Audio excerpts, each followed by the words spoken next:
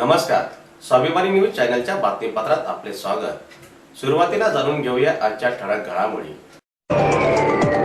मनपा स्थायी समितीची सभा प्रशासक तथा आयुक्तांच्या उपस्थितीत झाली संपन्न। बोगस अपंग दाखले संदर्भात माजी आमदार अनिल नाना गोटे यांची धुळ्यात पत्र परिषद। धुळे तालुक्यातील बाळापूर ते फागणे गावाला जोडणाऱ्या पुलाचे आमदार कुणालबाबा पाटील यांच्या हस्ते झाले लोकार्पण।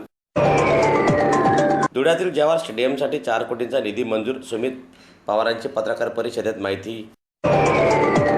विधानसभेच्या सर्वच जागा आप लढवणार, आपचे अहलुवालिया यांची पत्रकार परिषदेत माहिती। आता जाणून घेऊया बातमीपत्र विस्ताराने। महाराष्ट्र शासन नगर विकास विभाग शासन आदेशानुसार महाराष्ट्र महानगरपालिका अधिनियम तरतुदीनुसार मनपा प्रशासक यांच्या उपस्थितीत आज धुळे महानगरपालिकेची स्थायी समितीची सभा आज दुपारी मनपाच्या स्वर्गीय दिलीप पायगुडे सभागृहात आयोजित करण्यात आली होती। दरम्यान आजच्या स्थायी समितीच्या सभेत धुळे शहरातील विविध विषयांवर सविस्तर चर्चा करण्यात आली। तसेच शहरातील नागरिकांच्या प्रलंबित विषयावर चर्चा करून त्या तात्काळ सोडविण्याचे प्रशासक तथा आयुक्तांनी उपस्थित अधिकाऱ्यांना निर्देश दिले। तसेच आजच्या या स्थायी समितीच्या सभेसाठी प्रशासक अमिता दगडे पाटील मॅडम, नगर सचिव मनोज वाघ, अभियंता चव्हाण रावसाहेब, अभियंता चंद्रकांत ओगलेसह विविध विभागातील अधिकारी कर्मचारी आजच्या या सभेसाठी उपस्थित होते। नगरपालिकेची स्थायी सभा, प्रशासकीय स्थायी सभा क्रमांक 13 आज पार पडली। यामध्ये विविध विषयांना मंजुरी देण्यात आली। आमचे कॉन्ट्रॅक्च्युअल कर्मचारी मानधनावरचे त्या यांचा 6 महिन्याच्या मुदतवाढीचा विषय होता, तो ती मुदतवाढ 38 कर्मचाऱ्यांना आम्ही आज दिलेली आहे। सोबत आपले संभाजी गार्डनच्या तिथला तो जो बगीचा आहे तो त्याची फार दुरावस्था झालेली आहे, तर त्याचं प्लॅनिंगच्या संदर्भामध्ये इन्स्ट्रक्शन दिल्या। आणि आपल्या चौपाटीच्या तिथले जे आपलं प्रॉपर्टी टॅक्सचं जे बिल यायचं तर ती आता चौपाटीच नसल्यामुळे त्या बिलाचा तसं हे नव्हता, तर ते निर्लेखित करण्याचा विषय कर विभागाकडनं आला होता, तो पण आपण केला। आपल्याला 23-24मध्ये जे जिल्हा नगरोत्थानमधली जी कामं होती, जिल्हा नगरोत्थान, दलितेतर वस्ती आणि दलित वस्ती, तर ज्याचे टेंडर आले होते त्याचे निगोसिएशन झाले। यावेळी बऱ्यापैकी स्पर्धा झाली आपल्या टेंडर्समध्ये, 5-5, 7-7 टेंडर एकेका कामाला आले आणि काही टेंडर बिलो पण गेलेले आपल्या।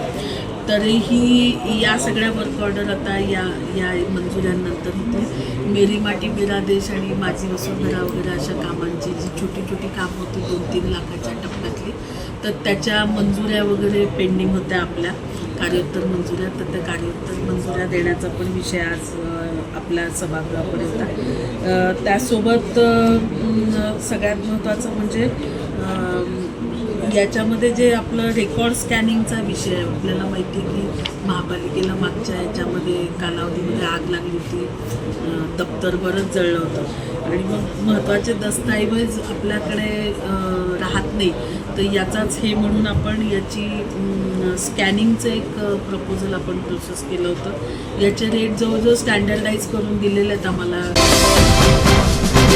बोगस अपंगाचे दाखले देणाऱ्यांची धुळे जिल्हा हे माहेरघर आहे। 10 वर्षापूर्वी याबाबत तक्रार करून देखील नामदार फडणवीस आणि तत्कालीन वैद्यकीय शिक्षण मंत्री तावडेंनी कारवाई केली नाही। त्यामुळेच पूजा खेडकर प्रकरणाचा जन्म झालेला असून बनावट दाखले म्हणून देणारा एजेंडा भाजपा नगरसेविकेचा पती असल्याचा गौप्यस्फोट धुळ्याचे माजी आमदार तथा लोकसंग्रामचे संस्थापक अध्यक्ष अनिल गोटे यांनी केला आहे। दरम्यान धुळे शहरातील साखरोडवरील धुळे जिल्हा मराठी पत्रकार संघाच्या सभागृहात माजी आमदार अनिल गोटे यांनी पत्रकार परिषद घेतली। सदरची पत्रकार परिषदेत या संदर्भात अनिल नाना गोटे यांनी माहिती दिली।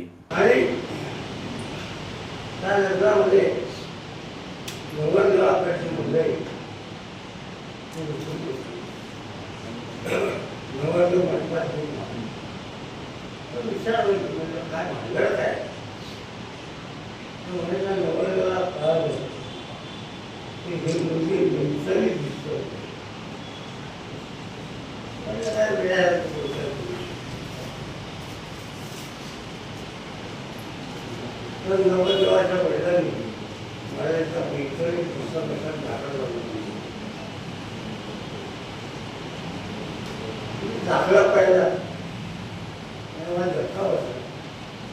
चांगले झालेले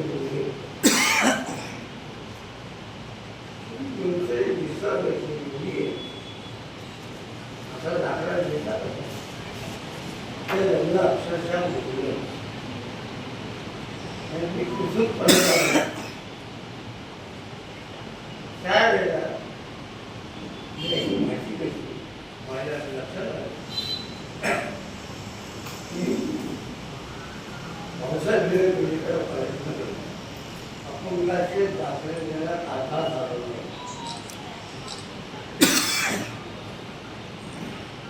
मी सगळी माहिती गोळा केली. तुम्हाला आश्चर्य वाटेल, 50,000 दाखले मी स्वतः तपासले.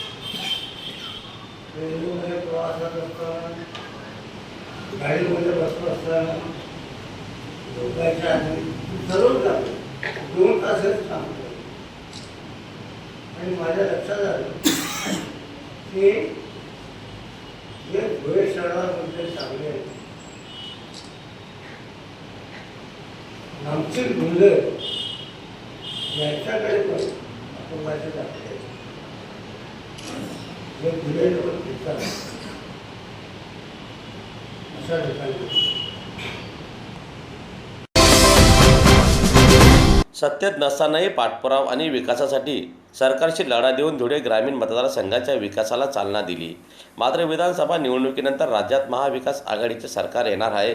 त्यामुळे धुळे ग्रामीण विधानसभा मतदारसंघाचा विकासाचा वेगाने अनुशेष भरून काढू असा विश्वास आमदार कुणाल पाटील यांनी व्यक्त केला.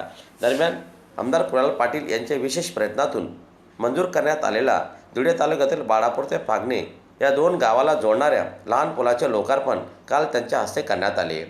दरम्यान धुळे तालुक्यातील बाळापूर ते फागणे दरम्यान पुलाचे बांधकाम करण्यात यावे अशी मागणी येथील ग्रामस्थांनी आमदार कुणालबाबा पाटील यांच्याकडे केली होती. दरम्यान शासनाकडे या संदर्भात पाठपुरावा करून या कामासाठी 1,50,00,000 रुपयाचा निधी मंजूर केला. त्या निधीतून सदरचा पूल काम पूर्ण झाल्याने काल त्यांच्या हस्ते या पुलाचं लोकार्पण करण्यात आले.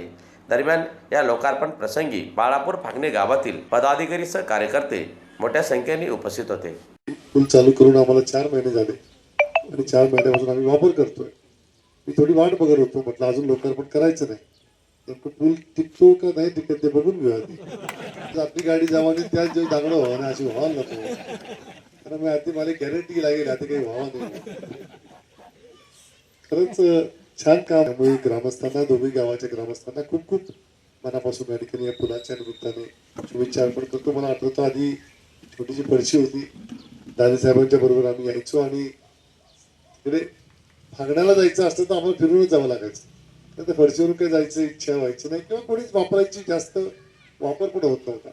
पण आता हा पूल झाल्यामुळे मला असं वाटतं की 100% वापर आता फक्त या पुलाचाच होईल. कोणालाही हायवेला जाण्याची आवश्यकता राहणार नाही. ज्याला कोणाला बाळापूरला यायचं असेल, ज्याला फागण्याला जायचं असेल तर पुलावरून जाऊ शकतो. गेल्या 2 पंचवार्षिकपासून मी बघतोय 2014 आणि 2019 दोघंही पंचवार्षिकमध्ये फागणे गावाने खूप चांगलं प्रेम केलेलं आहे आणि चांगली साथ आम्हाला म्हणजे दादी साहेबांना प्रचार टाइमली फागण्यात जावं म्हणजे अंगावर काटा येईल. फागण्यामध्ये काय होईल, कारण फागण्यामध्ये तशी रिस्पॉन्स किंवा तसा सपोर्ट मला वाटत नाही मिळायचा असं. पण 14 मध्ये मी पहिल्यांदा उभं राहिलो आणि फागण्याने प्लस करून दिलं. 19 मध्ये म्हटलं, 19 मध्ये परत अजून प्लस करून दिलं. म्हणजे याचा अर्थ फागणं गाव आता हे हक्काचं गाव आता आम्हाला वाटायला लागलं. फागणीच्या प्रत्येक गल्लीत गेलं, प्रत्येक घराघरामध्ये असं वाटतं की आपली माणसं आहेत, आपली जवळची जिव्हाळ्याची प्रेमाची माणसं आहेत. आणि म्हणून थोडं फागण्याचे गुण आता बाळापूरमध्ये पण उतरले पाहिजे याच्याकरता हा पूल केलेला आहे. फागण्याचं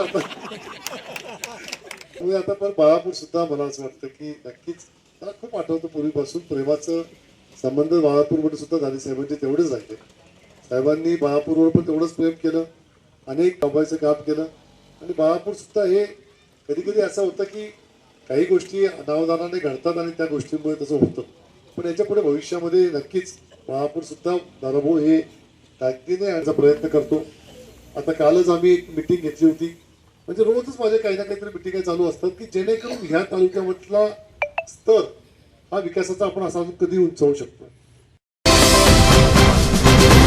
धुळ्याच्या राजकीय क्षितिजावर अत्यंत दमदार आणि वेगाने वाटचाल करीत असलेल्या राष्ट्रवादी काँग्रेस अजितदादा गटाचे युवा जिल्हा अध्यक्ष सुमित पवार यांनी धुळ्यातील मल्लांना बळ दिलेले असून इतिहास घडविणाऱ्या जवाहर स्टेडियमसाठी तब्बल 4 कोटींचा निधी सुमित पवार यांनी खेचून आणला आहे.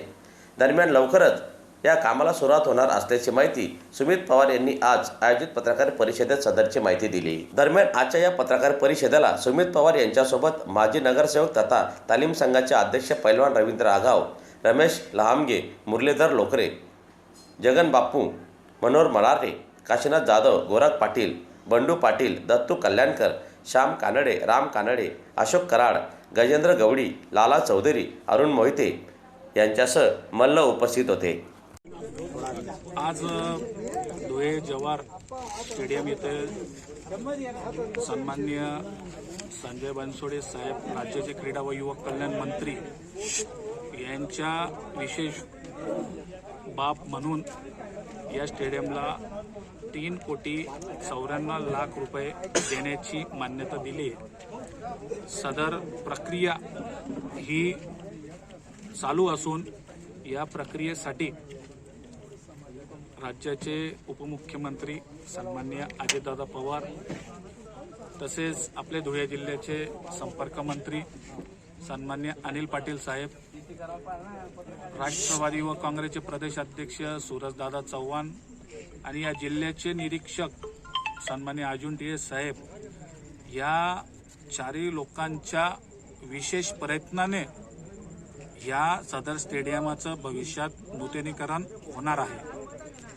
मी आपल्या धुळे जिल्ह्याच्या सर्व नागरिकांना, कुस्तीप्रेमी सर्व मल्लांना सांगू इच्छितो की गेल्या 3 ते 4 महिन्यापासून रवींद्र आप्पा झाले, रमेश लामगे, श्याम कानडे, राम कानडे पैलवान, त्याच्यानंतर सर्वच पदाधिकारी तालुका तालीम संघाचे या लोकांनी विशेष हे काम व्हावं म्हणून यांचे प्रयत्न होते आणि मी या सर्वांचा प्रयत्न मी माझ्या वरिष्ठांपर्यंत नेण्याचं काम केलंय आणि माझ्या वरिष्ठांनी या कामाची दखल घेतली आणि या पैलवानांसाठी आपण धुळे जिल्ह्यामधच्या जवाहर स्टेडियमला पैसे दिले पाहिजे म्हणून त्यांनी मान्य केलंय आणि आज त्या मान्यतेला मी आपल्या सर्वांच्या माध्यमातून या जिल्ह्याच्या कुस्तीप्रेमींना, कुस्ती मल्लांना सर्वांना सांगू इच्छितो की लवकरच या कामाचं आपण भूमिपूजन करू। महाराष्ट्र राज्यातील राजकारण अत्यंत खालच्या पातळीवर गेलेले असून या गलिच्छ राजकारणाला जनता वैतागली आहे। जनतेला आता परिवर्तन हवे असून त्यामुळेच आम आदमी पार्टी ही यंदा राज्यातील सर्वच म्हणजे 288 जागा संपूर्ण ताकदीने लढणार असल्याची माहिती आज पक्षाचे उत्तर महाराष्ट्र अध्यक्ष नविंदर अहलुवालिया यांनी पत्रकार परिषदेत दिली। दरम्यान धुळे शहरातील साखर रोडवरील जिल्हा मराठी पत्रकार संघाच्या हॉलमध्ये झालेल्या पत्रकार परिषदेत त्यांनी सदरची माहिती दिली। दरम्यान आजच्या या पत्रकार परिषदेसाठी जिल्हा अध्यक्ष हितेंद्र पवार यांच्यासह आम आदमी पार्टीचे पदाधिकारीसह कार्यकर्ते मोठ्या संख्येने उपस्थित होते। मी अविनाश देशमुख, महाराष्ट्र राज्य सहसचिव, आम आदमी पार्टी। आम्ही आम आदमी पार्टी महाराष्ट्रामध्ये सर्व जागा, विधानसभेच्या 288 जागा ताकदीनिशी लढणार आहे आणि उमेदवारांची चाचणी ज्या त्या डिव्हिजनमध्ये चालू आहे। उमेदवार चाचणीसाठी सध्या सर्व आम्ही उपस्थित आहे आणि हा दौरा उमेदवार चाचणी याच्यासाठीच दौरा आखून आणला गेलेला आहे। यामध्ये आमच्याकडे उमेदवारांची बऱ्यापैकी लिस्ट आलेली आहे। 10-15 दिवसात आम्ही ती यादी डिक्लेअर करू आणि यामध्ये असे पण एक 4 ते 5 चेहरे आहेत की जे आजी माजी आमदार आहेत, त्यांचं जे आता ही राजकारणाची खिचडी झाली म्हणजे 3-3 पक्ष, 2-4 जे त्यांना 2च तिथे उमेदवार मिळणार आहेत, त्यातला जे राहणार आहेत, जे इच्छुक आहेत बाकीचे आमदार, मला तिथे तिकीट मिळालं नाही, ते असे स्वच्छ प्रतिमेचे चेहरे 5 ते 6 चेहरे आमच्या संपर्कात आहेत। त्यांना पण आम्ही इथे संधी देऊ। धुळे, नंदुरबार, नाशिक आणि जळगाव जिल्हा या 4 जिल्ह्यामध्ये असे 4 जिल्ह्यात म्हणून एक 4-5 चेहरे आमच्याकडे आलेले आहेत। तसेच आमचे उमेदवार आम्ही एक 15 दिवसात तुम्हाला यादी डिक्लेअर करून देऊ। याचबरोबर स्वाभिमानी न्यूज चॅनलचे बातमीपत्र संपले। पुन्हा भेटूया पुढील प्रसारणात। तोपर्यंत नमस्कार।